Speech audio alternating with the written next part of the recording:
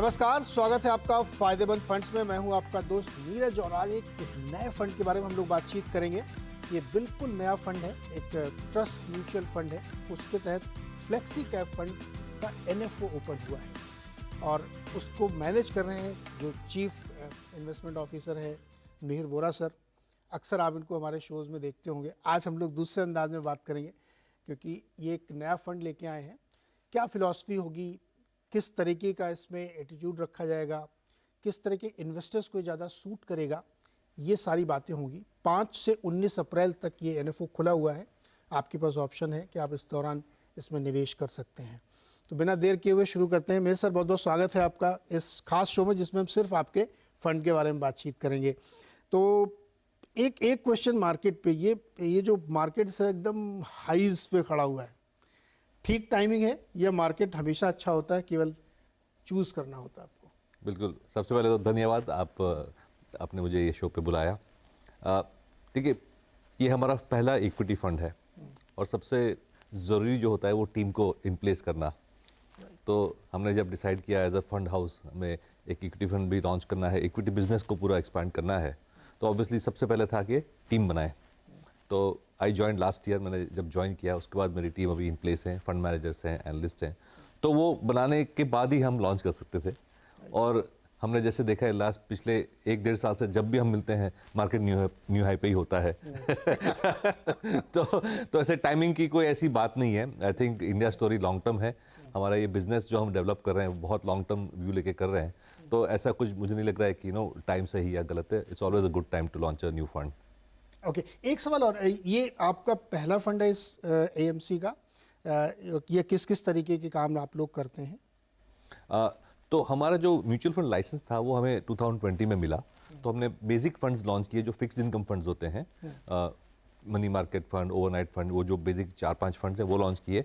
और जैसे मैंने कहा कि हम इक्विटी टीम को बिल्ड कर रहे थे और अब टीम जब रेडी है तो हम फुल फ्लेजेड इक्विटी फंड्स भी लॉन्च कर रहे हैं। तो ये आप लेके आए हैं फ्लेक्सी कैप फंड।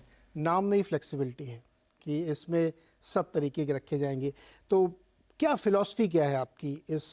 ऐसे बहुत सारे लोग इस तरीके के फंड लेके आते हैं, लेकिन आपने क्या फ़िलॉसफी रखी है इसमें कि इसमें किस तरीके से इसको आप बिल्ड करेंगे?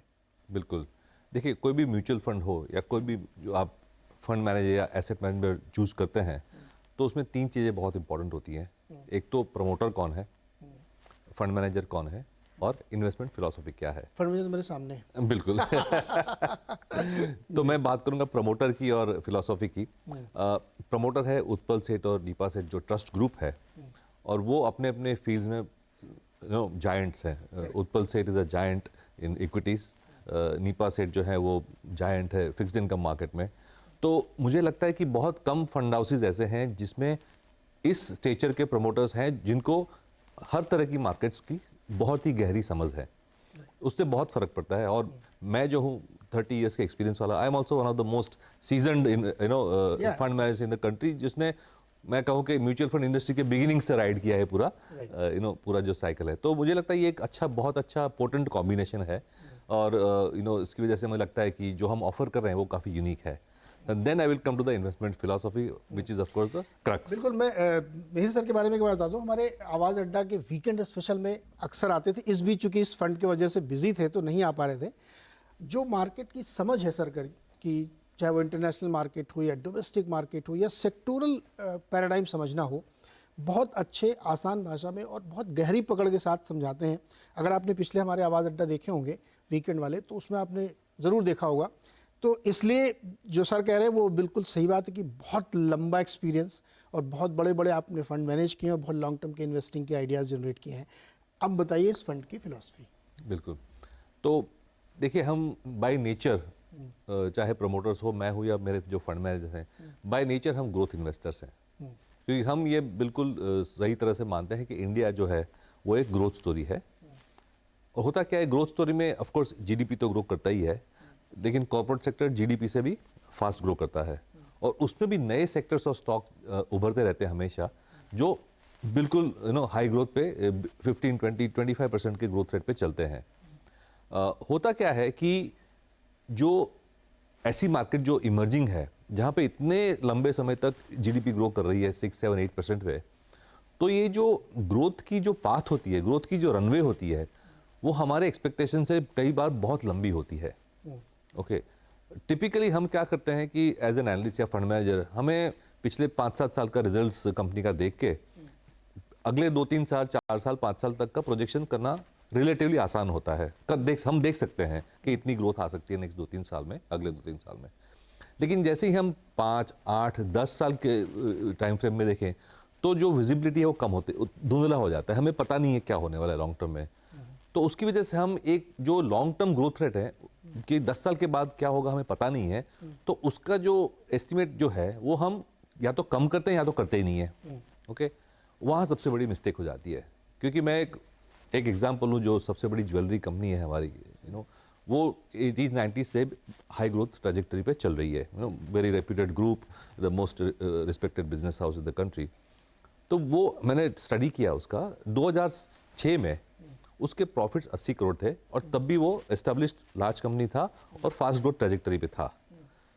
तो नॉर्मली एनालिस्ट लोग क्या करते हैं कि देखो ये कंपनी तो अच्छा ग्रो कर रही है, अगले 2-3 साल भी 30-35% पर ग्रो करेगी, उसके बाद शायद 25% हो जाए, हमें पता नहीं है, उसके बाद 20-15 और 10 साल के बाद हमें पता ही नहीं है कितना हो सकता है। उतना लंबा, इतनी दूरदर्शी किसको होती है? तो नॉर्मली जीडीपी ग्रोथ का नंबर लगा के चलते हैं कि भाई 10 साल के बाद ये जीडीपी के साथ ग्रो करेगी कंपनी, इसकी ग्रोथ रेट। वो टिपिकली 5 या 7% डाल के छोड़ देते हैं इसको।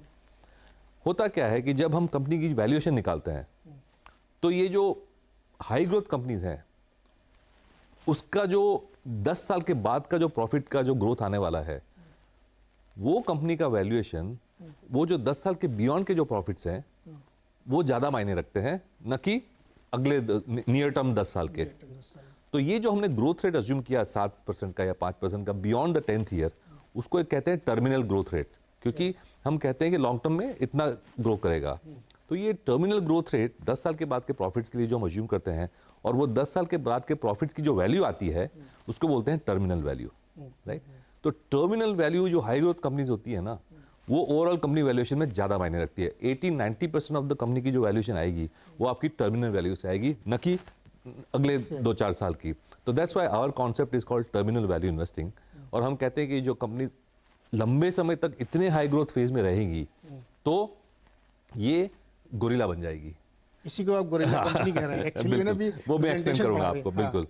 तो मैंने ये जो एग्जांपल दिया कंपनी का कि 80 करोड़ का प्रॉफिट था और हमने एज्यूम किया कि 20-25%, 30-35%, फिर 20-25% और 7% का हमने बाद में 10 साल के बाद का ग्रोथ ले लिया।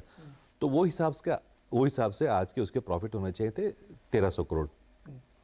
बट एक्चुअल प्रॉफिट आए हैं ऑलमोस्ट, FY24 देखें, FY23 3200 था, FY24 में क्लोज टू 4000 करोड़ प्रॉफिट आएंगे। तो हमारा जो अनुमान था 1400 करोड़ का या 1300 करोड़ का, वो 3 गुना गलत हो गया। 3 गुना एक्चुअली। तो ये 10 साल के बाद का जो हमने ग्रोथ अज्यूम किया वो इतना लो निकला, क्योंकि ये सेक्टर, ये इंडस्ट्री, ये इकोनॉमी में जो ग्रोथ की जो पाथ होती है वो शॉर्ट टर्म नहीं है, बट लॉन्ग टर्म तक चलती है। और हमने बहुत सारे सेक्टर्स में देखा है, बहुत सारे स्टॉक्स में देखा है कि what matters is not only the high growth rate. Yes, high growth rate आज भी होना चाहिए, 10 साल में भी होना चाहिए, लेकिन वो चलते रहना चाहिए। और वो होता है, हमें इम्पॉसिबल लगता है, लेकिन हुआ है बहुत सारे केसेस। लेकिन हुआ, बिल्कुल आप सही कह रहे हैं। एक्चुअली मैं ये पूछने वाला था कि गोरिल्ला कंपनीज क्या है, तो आपने एक्सप्लेन किया बहुत अच्छे कि 10 साल बाद भी इनकी टर्मिनल ग्रोथ क्या होगी वो है। और चूंकि प्रॉफिट पूल बहुत बड़ा हो चुका होता तब तक, तो उसमें फिर कंपाउंडिंग भी आपको बड़ी दिखने लगती है कि वो 7% भी ग्रो कर रहा है तो बहुत बड़ा साइज आपको दिखेगा। तो फिर डेफिनेटली उसमें मल्टीपल 7% तो बहुत लो निकला। इन दिस केस बहुत लो निकला, वो तो 15-20% से कंटिन्यूस ग्रो करता था। तो क्या ये भारत में ये आसान है कि बहुत सारी हमें गोरिल्ला कंपनी मिले, या इसमें चैलेंज है, बहुत मेहनत करनी पड़ेगी आपको? मेहनत के बिना तो कुछ होता नहीं है। हाँ। तो गोरिल्ला का हमने एग्जांपल और रादर फिगर क्यों बनाया हमने गोरिल्ला का, ऐसी कंपनीज गोरिल्ला क्यों कहते हैं हम? तो जैसे आपने कहा ये डिफिकल्ट है फाइंड, ये रेयर होती हैं। Yes. तो जंगल में मंकीज तो बहुत होते हैं, बंदर तो बहुत होते हैं, लेकिन गोरिल्ला बहुत कम होते हैं, बहुत रेयर होते हैं। लेकिन क्या होता है कि बिकॉज ये कंपनीज हाई ग्रोथ लंबे समय तक करती हैं, वो अपने फील्ड में लीडर बन जाती है। करेक्ट। लार्ज, डोमिनेंट, लाइक अ गोरिल्ला। सारे मंकीज में गोरिल्ला सबसे डोमिनेंट होता है। और तीसरा, जैसे हमने कहा, लॉन्जेविटी ऑफ ग्रोथ। तो गोरिल्लास की लाइफ सारे मंकी किंगडम में सबसे ज्यादा होती है। तो ये लार्ज, रेयर एंड डोमिनेंट की जो कैरेक्टरिस्टिक्स हैं वो ये कंपनीज में होती हैं। और ये हमने बार बार देखा है, कई सारे सेक्टर में कंपनीज 5 साल, 10 साल, 15, 20 साल तक हाई ग्रोथ रेट्स पे चली हैं। तो इसीलिए आपने फ्लेक्सी कैप फंड चुना, क्योंकि ये वाली गोरिल्ला कंपनी ढूंढने के लिए आप लिमिट नहीं कर सकते कि मेरे को इतनी कंपनी में ढूंढना है, थोड़ा बड़ा स्पेस रहेगा तो उसमें ढूंढना आसान होगा। तो क्या इसमें ज़्यादा मिड कैप कंपनी फॉल करेंगी या लार्ज कैप भी फॉल कर सकती, गोरिल्ला टाइप की जो कंपनी बने कि अगले 10, 20, 30 साल तक वो ग्रो करती रहें? तो चूंकि आपने फ्लेक्सी कैप फंड रखा, तो मुझे तो पहले ब्रेकअप बताइए कैसे कैसे आप इन्वेस्ट करेंगे और फिर उसमें गोरिल्ला कहाँ से ढूंढेंगे? बिल्कुल, तो जैसे आपने सही कहा कि फ्लेक्सी कैप में जो मैंडेट होती है वो फ्लेक्सिबल होती है। तो पूरा लार्ज कैप में भी डाल सकते हैं, पूरा मिड कैप में भी डाल सकते हैं, पूरा स्मॉल कैप में भी डाल सकते हैं। लेकिन हमने देखा है, यही जो एग्जांपल मैंने ज्वेलरी कंपनी का दिया, सबसे बड़ी ज्वेलरी कंपनी का, वो एक सेक्टर का था, लेकिन हमारे पास हमारी वेबसाइट पे बहुत अच्छा प्रेजेंटेशन है, वो आप जरूर देखिएगा। दर्शकों को भी बिल्कुल, मैं बोलता हूँ कि जरूर देखिएगा, बहुत presentation। इंटरेस्टिंग लिखा हुआ है वो। उसमें भी काफ़ी सारे एग्जाम्पल्स दिए हैं। ये अक्रॉस सेक्टर्स ऐसे एग्जाम्पल्स हमें मिले हैं और मिलते रहेंगे, and across market caps also. Okay, तो वो जो हमने एग्जाम्पल्स का लिस्ट दिया हुआ है वो मिड कैप में भी है, स्मॉल कैप में भी है और लार्ज कैप में भी है। क्योंकि क्या होता है कि जब एक कंपनी डोमिनेंस अपनी बिजनेस मॉडल की वजह से एफिशिएंट इतनी हो जाती है, तो फिर वो मार्केट शेयर भी गेन करती है। तो एक तो हमारी इकोनॉमी अच्छी ग्रो कर रही है, तो हमारा जीडीपी ग्रोथ जो 11-12% तो वैसे ही आता है, नॉमिनल जीडीपी ग्रोथ रेट, उसमें कॉर्पोरेट सेक्टर 12-13% पे ग्रो करता है और ये नए सेगमेंट्स 15-20% पे ग्रो करते हैं, और जो डोमिनेंट हो जाती है वो 20-25 पे ग्रो करती है, बिकॉज मार्केट शेयर भी गेन होती है। तो ऐसे स्टॉक्स को स्पेशली इन सेक्टर्स जहाँ पे कंपटीशन कम है या तो नए इमर्जिंग सेक्टर्स हैं, ढूंढना इतना मुश्किल नहीं है, मेहनत करे तो मिल जाते हैं ये सब stock. But as I said, जो मैंने एग्जांपल दिए, फॉर एग्जांपल सबसे बड़ी बिस्किट कंपनी जो थी, सबसे बड़ी एडेसिव्स और उसकी जो कंपनी थी, सबसे बड़ी पेंट कंपनी थी, वो तब भी बड़ी थी और आज भी कंटिन्यूस ग्रो कर रही है ना। उस तरह से एग्जांपल्स बहुत हमें मिलेंगे। तो ऐसा जरूरी नहीं है कि माइक्रो कैप या स्मॉल कैप में ही जाना पड़े। हमारा बेंचमार्क जो है NSE 500 है। ओके, हम ये टारगेट करेंगे कि पोर्टफोलियो में करीबन 50 कंपनीज हों। तो वैसे ही काफ़ी फोकस्ड पोर्टफोलियो है, 500 में से 50। उसमें से भी क्या होता है, हमारी जो फिलॉसफी है वो टर्मिनल वैल्यू इन्वेस्टिंग की, जो हमारी आइडियल इन्वेस्टमेंट है, वो मुझे लगता है कि 15 स्टॉक्स ऐसे होंगे जहां पे हमें कन्विक्शन है कि ये ट्रेजेक्टरी 15-20 साल की है। दूसरे जो 35 स्टॉक्स हैं, suppose for example, ball park में दे रहा हूँ नंबर, उसमें हमें ग्रोथ की व्यू तो है, बट 20 साल की ग्रोथ, 10 साल की, 15 साल की ग्रोथ के व्यू नहीं है। वो नॉर्मल जो हम कहते हैं 5-7 साल की विजिबिलिटी है, बट उतना कॉन्फिडेंस नहीं है कि हम उस पर 20 साल का व्यू। तो ये हम कहते हैं ग्रोथ एट रीजनेबल वैल्यूएशंस वाली कंपनी, कि वैल्यूएशंस रीजनेबल है। मुझे पता है कि आप बहुत स्ट्रिक्ट टीचर हैं। बिल्कुल। स्टूडेंट अगर ठीक से काम नहीं कर रहा उसको बाहर निकाल देंगे। तो जो 15 सुपरस्टार हैं वो तो चलते रहेंगे, बिल्कुल। लेकिन जो 35 में गड़बड़ की शंका हो सकती है, तो चर्निंग का क्या रेशो रखेंगे आप? कितनी जल्दी, मतलब 10 क्वार्टर तक या 5 क्वार्टर तक उसने ठीक काम नहीं किया, भाई अब तुम्हारा लिमिट हो रहा, बाहर कर दूंगा मैं, तो वो कुछ आपने सोचा मन में कि यार इतने समय तो परफॉर्म कर ही देना चाहिए इसको? हमारा अप्रोच प्राइस लिंक नहीं होता है टिपिकली रिव्यू का। हमारा अप्रोच रहता है कि जो हमने ओरिजिनल थीसिस की वजह से स्टॉक को लिया है, वो थीसिस अभी भी वैलिड है कि नहीं। तो हमने सपोज आज स्टॉक लिया, तो वो कोई अजम्पशंस लेके लिया था कि भाई ऐसी ग्रोथ आएगी, ये प्लांट आएगा, ये प्रोडक्ट आएगा, ये मार्जिन्स बनेंगे, ऐसे कमोडिटी प्राइसेस रहेंगे, और वो फिर हम quarter on quarter, year on year monitor करते रहते हैं उसको। जब तक हमें लगता है कि ये थीसिस अभी भी चल रही है, जिस तरह से अनुमान किया था उस तरह से नंबर्स और रिजल्ट्स आ रहे हैं, progress broadly in the same direction है, तो हम होल्ड करते रहेंगे। बट जब हमें लगता है कि अभी या तो इंडस्ट्री हेडविंड्स आ रही है, या तो मैनेजमेंट की नियत डिसरप्शन आ गया, तो मैनेजमेंट की नियत बदल गई है, तो फिर हम उसमें से निकल जाएंगे, फिर हम प्राइस नहीं दिखते। छोटा सा ब्रेक लेना, लेकिन जाते समय आपने बहुत अच्छा बात कही। जैसे इसमें सबसे बड़ा बैंक जो है हमारा प्राइवेट सेक्टर का, वो पिछले 3-4 साल से बेचारा नहीं कर पा रहा, उसकी प्रॉब्लम्स हैं, जबकि उसके अंदर ग्रोथ बहुत शानदार है। तो इसीलिए आप देखिए बहुत सारे फंड हाउस का व्यूज़ में हमेशा पॉजिटिव रहता है कि भाई चलो ठीक है, एक 2-3 साल का उसकी दिक्कतें हैं जो कि अब लगभग खत्म होने की कगार में है, तो आपका थीसिस अगर इंटैक्ट है तो आप नहीं छोड़ेंगे। प्राइस एक्शन तो ठीक है, वो बाद में मैनेज भी हो जाता है। एक छोटा सा ब्रेक, इसके बाद मेरे सर से ये पूछा जाएगा कि कौन से सेक्टर्स हैं जहां पे ये वाले आइडियाज, गोरिल्ला कंपनीज मिलने की बहुत संभावना है, उस पर बातचीत करेंगे। एक बहुत ही दिलचस्प चर्चा हमारी चल रही है मिहिर वोरा जी के साथ, जो नया फंड लेके आए हैं, flexi cap fund, trust mutual fund का। और हमें समझा रहे थे मिहिर जी की गोरिल्ला कंपनी, यानी जिनकी ग्रोथ का ट्रैजेक्टरी 10, 15, 20, 25 साल तक है, और पहले भी लीडर थे और अंत समय तक भी लीडर ही, अंत समय मतलब जब तक हैं तब तक लीडर ही रहेंगे। तो आपने हमें बेसिकली समझाया कि ढूंढना असंभव नहीं है लेकिन मुश्किल है, और मुश्किल के लिए तो हम पैसे देंगे आपको, है ना। तो ये बताइए कि सेक्टोरली आपको इस इंडिया में बहुत सारी ग्रोथ स्टोरीज चल रही हैं, पावर सेक्टर, इंफ्रास्ट्रक्चर, कोयले में है, कैपिटल गुड्स में है, तरह तरह के सेक्टर्स हैं। कौन से इलाके हैं जहाँ पे आपको लगता है कि इस तरह की कंपनियाँ मिलना आसान हो सकता है, या जो वो सेक्टरली बहुत 10-20 साल की ग्रोथ दिखा रहा है? बिल्कुल। तो देखिए, हमारा एक फ्रेमवर्क है जो हाई टर्मिनल वैल्यू या गोरिल्ला कंपनी कैसे बनेगी। तो वो फ्रेमवर्क में 3 चीज़ें मिलनी चाहिए, एक साथ अगर एक्ट करती हैं तो ये कंपनीज का मैजिक होता है, गोरिल्ला कंपनीज का टर्मिनल वैल्यू का मैजिक बनता है। एक है लीडरशिप, दूसरी है इंटेंजिबल्स, और तीसरी है मेगा ट्रेंड्स। ओके, लीडरशिप और इंटेंजिबल्स आर, मैं कहूँगा, कंपनी के अंदर की चीज़ें हैं। मैनेजमेंट की vision, execution capacity, adaptability, resilience, कि भाई बुरे वक्त में कैसे आप एक्ट करोगे, वो जो है वो डिटरमिन करती है कि कंपनी की जो बिजनेस है वो साउंड है, स्केलेबल है और लॉन्ग ग्रोथ पाथ पे है कि नहीं। इंटेंजिबल्स में सॉफ्टवेयर एस्पेक्ट्स आ गए, टेक्नोलॉजी है, ब्रांड इक्विटी है, इंटेलेक्चुअल प्रॉपर्टी है, कल्चर है, ये सब इंटेंजिबल्स में आ जाते हैं। तो leadership, intangibles and mega trends.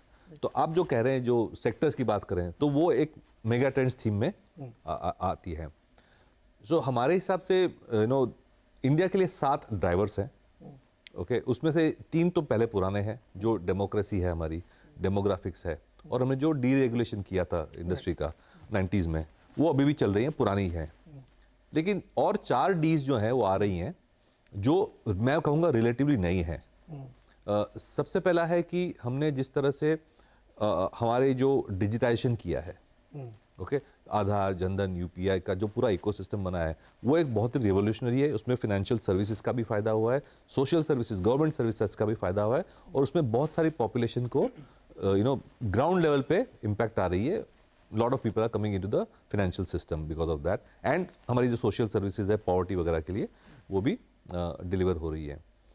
Second is diversification of diversification of manufacturing away from China. जो चाइना +1 की हम जो बात कर रहे हैं, मैन्युफैक्चरिंग के लिए गवर्नमेंट ने PLI स्कीम्स बनाई, वो एक बहुत बड़ी चीज़ है। Third is debt. अभी भी हमारी कंट्री में डेट कम है, हाउस होल्ड लेवल पे बढ़ रहा है, लेकिन बाकी लोगों से कंपैरिजन में बहुत कम है, कंट्री लेवल पे, कंपनी लेवल पे और इंडिविजुअल लेवल पे, हाउस होल्ड लेवल पे। तो डेट भी अभी हमारा एक पॉजिटिव है compare to the rest of the world. और फोर्थ, जिसका हम क्वांटिफिकेशन नहीं करते हैं, लेकिन ये बहुत ही मेजर माइंडसेट चेंज हुआ है, वो है डायनेमिज्म, रिस्क कैपिटल। पहले हमारे यहाँ पे रिस्क कैपिटल अवेलेबल नहीं था, venture capital, private equity, local sources नहीं थे, मोस्टली इंटरनेशनल सोर्सेज थे। लेकिन अब हम देख रहे हैं कि छोटे छोटे चेक्स भी मिल जाते हैं लोगों को। अगर किसी के पास आइडिया है तो एक VC इकोसिस्टम फैमिली ऑफिस का है, HNIs का है, local PE funds, VC funds को 50 लाख से लेके 50 करोड़ का भी चेक मिल जाता है, अगर आपके पास आइडिया सही है तो। एग्जैक्टली। वो पहले माइंडसेट नहीं था। पहले था कि अगर आपको पैसे चाहिए तो लोन लेना पड़ता है, लेकिन लोन के लिए कोलेटरल चाहिए, कोलेटरल होता तो फिर लोन क्यों लेंगे। बिल्कुल, बात की जो जैम ट्रिनिटी से जुड़ता है, बिल्कुल, जनधन आधार मोबाइल डिजिटाइजेशन वाली जो डिजिटाइजेशन, मैंने देखा कि जो बैंकिंग और फाइनेंशियल सेक्टर, इसमें सबसे ज्यादा डिसरप्शन इसी जैम ट्रिनिटी ने किया है। बिल्कुल, अब पूरी बैंकिंग ही बदल रही है, वो कन्वेंशनल बैंकिंग रही नहीं गई, अब तो सब मोबाइल पे है, और जितना ईज है उतना अच्छा काम है। भले ही आप 0.25% ज़्यादा मेरे से ब्याज ले लो, लेकिन मेरी लाइफ बहुत ईजी होनी चाहिए। बिल्कुल। तो वो एक सेक्टर आपको लगता है कि बहुत मैसिव डिसरप्शन से गुजर रहा है, और उसमें जो नए प्लेयर्स आएंगे, लीगेसी जिनके पास नहीं होगी, बिल्कुल, वो डोमिनेट कर सकते। तो ये एक बहुत बड़ा थीम है। जैसे मैंने कहा, ये 7 Ds तो एक ड्राइवर बिग पिक्चर है, उसमें हम 3 चीजें देख रहे हैं। ये 7 Ds की वजह से 3 बड़ी थीम आ रही है। एक है premium consumption and financialisation of savings, वो सारा डेमोग्राफिक्स के लिंक्ड है। Second is physical asset creation, जिसमें आपका आ जाता है manufacturing, infrastructure, real estate, including defence, railway, सब आ गया इसमें। थर्ड जो आपने कहा ना, बिल्कुल, जो डिसरप्शन एंड डिजिटाइजेशन वाली थीम है, वो टेक्नोलॉजिकल डिसरप्शन एंड डिजिटाइजेशन। इसमें न सिर्फ फिनटेक कंपनीज आ गई, उसमें जो हमने देखी है B2C कंपनीज भी आ गई। काफ़ी सारी लिस्टिंग तो हो चुकी है, लेकिन there are hundreds of companies जो अभी भी लिस्ट होनी बाकी है, और ये सेक्टर में काफ़ी हाई ग्रोथ है।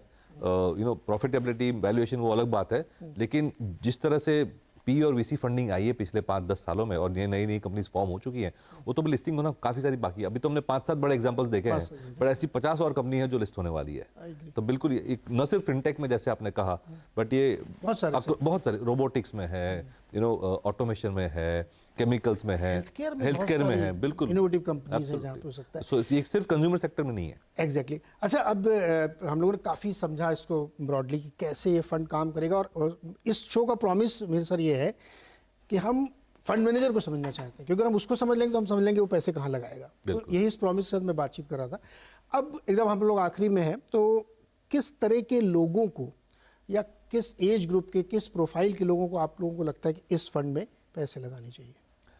ये फंड्स मैं कहूँगा अक्रॉस द एज ग्रुप है, बिकॉज ये फ्लेक्सी कैप फंड है और हम अक्रॉस द मार्केट अपॉर्चुनिटीज को ढूंढेंगे। मेरे ख्याल से मार्केट में रेलेवेंट स्टॉक में कहूँगा तो करीबन 900 स्टॉक्स हैं। 5000 स्टॉक्स तो लिस्टेड है, लेकिन 900 स्टॉक्स में कहूँ लिस्टेड है, और ये हमारा प्लेइंग ग्राउंड है पिक एंड चूज करने का, जिसमें से हम हमारे ग्रोथ एट रीजनेबल वैल्यूएशंस वाला फिल्टर लगाएंगे, टर्मिनल वैल्यू इन्वेस्टिंग का फिल्टर लगाएंगे और 50 स्टॉक का पोर्टफोलियो बिल्ड करेंगे।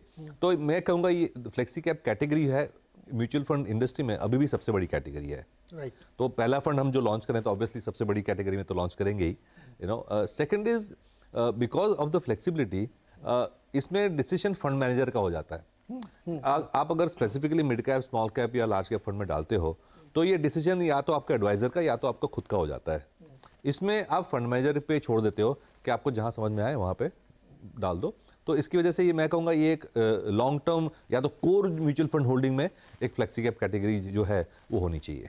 बिल्कुल। इस फंड में फंड मैनेजर को आप बेट कर रहे हैं, उसकी समझ को उसको पैसे दे रहे हैं, इसीलिए मैंने ये सारे सवाल पूछे आपसे कि किस तरीके के फंड होगा, किस तरह की चीज़ों को मैनेज करेगा। और मैं ये उम्मीद करता हूँ कि चूँकि मेहर सर को मैं बहुत दिन से जानता हूँ, हमारे शोज़ में आए हुए हैं, तो बहुत ही शानदार तरीके से इस फंड में ग्रोथ की उम्मीद हम सारे लोग रख सकते हैं। एक लास्टली एक क्वेश्चन है इन जनरल इसमें कि इस वक्त जो हमारा मार्केट है वो आपको यहाँ से आगे जाते हुए साल 6 महीने, मतलब बहुत लॉन्ग टर्म इसलिए पूछूं कि इवेंट्स बहुत सारे लाइंड अप है अगले 3, 4, 6 महीनों में। यहाँ से इलेक्शन है, फिर बजट है, फिर मॉनसून है, फंड की वो बॉन्ड की इंक्लूजन भी है, सो मेनी चीज़, और यूएस में फेड है। नॉर्मल चल रहा है सब कुछ की या कोई रिस्क फैक्टर है आपके हिसाब से? रिस्क फैक्टर मैं कहूँगा मोस्टली ग्लोबल इन नेचर है। ग्लोबली, हाँ, बिकॉज मैं वेरी शॉर्ट टर्म की बात करूं जो करना नहीं चाहिए, बट अगर वो वेरी शॉर्ट टर्म की बात करूं तो मैं कहूँगा अभी जो मोमेंटम बन रहा है इलेक्शन के बिल्डअप में, वो 1-2 महीना तो वैसे भी चलने वाला है। तो एंड ओवरऑल ट्रेंड तो पॉजिटिव लग रहा है कि market is not expecting any major negative surprises. तो ये एक एक्टिविटी का जो बिल्डअप है वो मेरे ख्याल से सेंटीमेंट को बरकरार रखेगा मार्केट में नेक्स्ट 1-2 महीने में। बियॉन्ड दैट एक रिस्क मुझे जो सबसे बड़ा लग रहा है वो इन्फ्लेशन का है ग्लोबली इन्फ्लेशन, क्योंकि हमको हमें क्या फ़ायदा हुआ है लास्ट 12 महीने में जो एक्सपेक्टेड नहीं था। यूएस खास करके उसकी जो जीडीपी ग्रोथ रेट है वो एक्सपेक्टेशन से बहुत ज़्यादा अच्छी आई, बहुत ज़्यादा। हाँ, बिकॉज उन्होंने जो फिस्कल जो कट करना था डेफिसिट को वो नहीं किया। वो भी मेरे ख्याल से इलेक्शन मोड में ही है, उनका भी इलेक्शन ये साल में है। तो उन्होंने मॉनेटरी टाइटनिंग तो करी लेकिन फिस्कल टाइटनिंग नहीं करी। तो उन्होंने पैसे बांटने कंटिन्यू रखे हैं, उसकी वजह से जीडीपी ग्रोथ बहुत अच्छा आया है, लेकिन उसकी वजह से इन्फ्लेशन भी हायर देन एक्सपेक्टेड है। और अभी हमने रिसेंटली देखा ऑयल के प्राइसेस भी बढ़ रहे हैं, गोल्ड भी बढ़ रहा है। तो एक बहुत मैं कहूँगा 1-1.5 साल के बाद हमें दिख रहा है कि कमोडिटीज़ में भी एक अपसाइड आ रही है। तो इन्फ्लेशन फियर्स बाजार में 1-2 महीने के बाद वापस आ सकते हैं, वो मुझे एक रिस्क फैक्टर लग रहा है। तो इन्फ्लेशन फियर हो सकता है। एक बहुत ही दिलचस्प मैंने रिपोर्ट पढ़ी आज सुबह मेरे सर, वो $3 ट्रिलियन का फंड मैनेज करते हैं, स्ट्रीट एडवाइज़र करके हैं। उन्होंने कहा कि मुझे तो ऐसा लगता है कि जून में 0.5% ब्याज कटेगा यूएस में। बहुत खुश हो गए हम तो, अरे वाह क्या बात है रिपोर्ट। अब पता नहीं होगा नहीं होगा, ये सारी चीज़ें भविष्य की हैं, लेकिन मार्केट जिस तरह से बूम कर रहा है यूएस का, इंडिया का, इवन अब तो चाइना में भी रिवाइवल देखने को मिल रहा है, वो बहुत इंटरेस्टिंग टाइम में है। बहरहाल आपको ट्रस्ट म्यूचुअल फंड का फ्लेक्सी कैप फंड आपके पास ऑप्शन है। 19 अप्रैल तक इसका NFO खुला हुआ है, आप इसमें चाहे सब्सक्रिप्शन कर सकते हो। सब कुछ वेबसाइट पे पड़ा हुआ है, आप जाइए पढ़िए आराम से, इस शो को दोबारा सुनिए, 3 बार सुनिए, और आपका दिल करे तो आप इसमें फंड लगाइए, क्योंकि एक बेहतर ऑप्शन आपके पास इस समय अवेलेबल हो रहा है। मेरे सर बहुत बहुत शुक्रिया, तो बहुत शुभकामनाएं। Thank you so much. तो इस हफ्ते इतना ही, अगले हफ्ते एक और नए फंड और नए फंड मैनेजर से आपकी मुलाकात होगी। नमस्कार।